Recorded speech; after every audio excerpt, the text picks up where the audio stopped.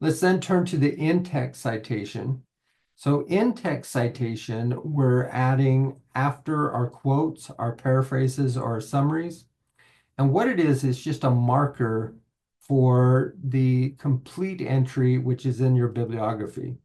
So you can imagine how it would complicate your writing or make it look horrible if every time you quoted somebody, you had to include the author, the journal, the article title, all of that information. It's just going to make it look clunky. So all we include in our in-text is just a small part of that. Now, while we're on the subject of article titles, I know that the book says that you can use those in the essay, but really they don't offer any credibility. If we think of a title of an article, it doesn't, show any evidence yet. We haven't even reached a thesis. So the title itself doesn't give any credibility. I would leave those out. So let's look at in-text citation, and we're going to look for a basic source citation. So this is going to be an article found through EBSCO, and I'm going to show you how to cite this in text. It could be different for websites, government documents. So you want to go through the MLA portion of the book for any of those alternate scenarios. So let's look at the basic citation. All we're going to include in MLA is the last name and the page number with no punctuation in between them. So you can see how this isn't going to break up your essay that heavily, and it will just give a marker for what to look for in the bibliography. So an example is going to look like this. We have a last name and a page number. The page number is going to be the page where that quote or paraphrase or summary was found. Now, if we're summarizing, we might have multiple pages, but normally for a quote or a paraphrase, it's on one page, unless it kind of bleeds over onto the next page. In that case, I would do 272-273. So this is all the information that we need for our in-text citation.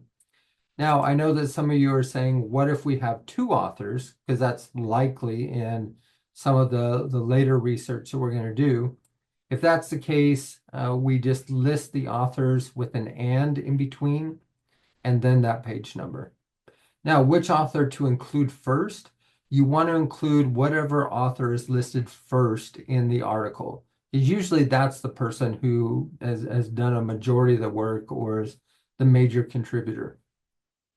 Now, I know a few of you are saying, yeah, but what if I have more than two? So if I have three or more authors, this is also likely when we get into later research.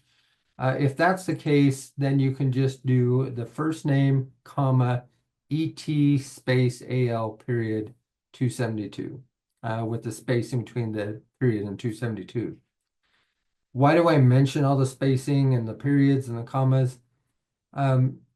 You may get classes in which the instructor will take off points for these small errors. I'm not one of them.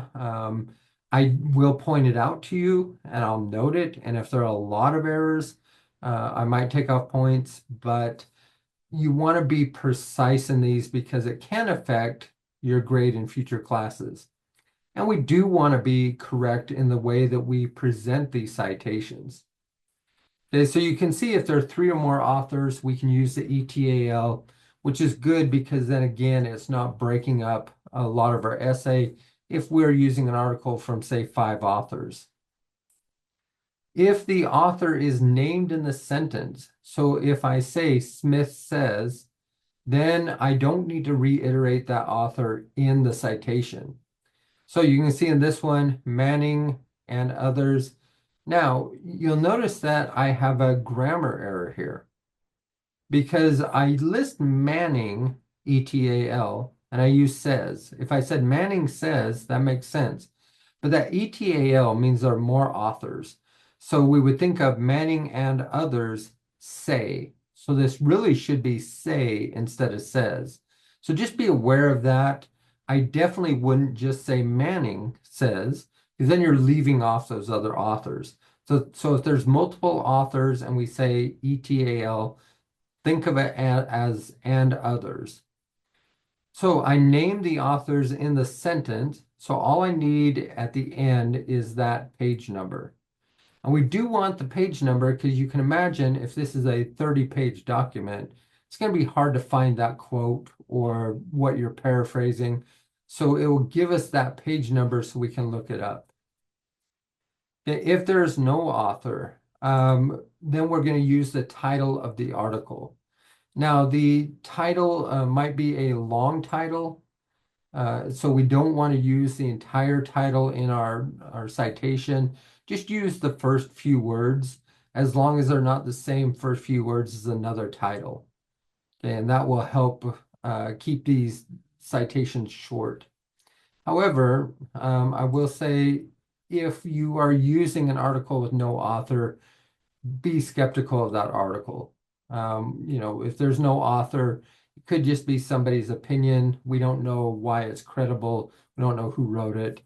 Okay, so we go back to that recap that we talked about in evaluating sources. It's probably not going to be a source you're going to want to use. Now, there are government documents which are written by entities. If you want to see how to cite those, again, go back to the book or use the online writing lab at Purdue. So we're looking at a quote inside an actual essay. We can see that we have Dr. Jane Trustworthy. So that is the source that is named in the sentence. We get a little bit of a frame here. We get notes, which is our signal phrase. Then we have the quote itself. Then we have that citation. You'll notice that the punctuation goes outside of the citation. And we can see that after the citation, now we're commenting on that quote.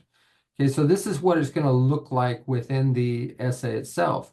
So you can see all we really have for the citation is that 73 in parentheses. It's not going to break it up a lot or make it look clunky and unusual. So that's really the purpose of in-text citations. One situation that you might come across is the indirect source. We saw this in the plagiarism example when somebody was giving credit to the wrong person. So if your source, if the essay that you have in front of you is citing somebody else, we need to make sure that that person gets the credit. So in MLA, the way we do this is, let's say that we have an article by Thompson and other authors, and they are quoting Wiley. I'm going to say according to Wiley, and I'm going to give credit to Wiley because that's the person who found this information or said the quote. I'm going to give the quote, and then I'm going to put quoted in, and then wherever I found it in Thompson and the page number. Okay, so we want to use this for indirect sources because we want to make sure the right person's getting the credit. You will come across this at time. There are textbooks that say it's better just to find the original. I don't think it warrants that much work in most cases. So I would just use this indirect source way of citing that information that you've brought in.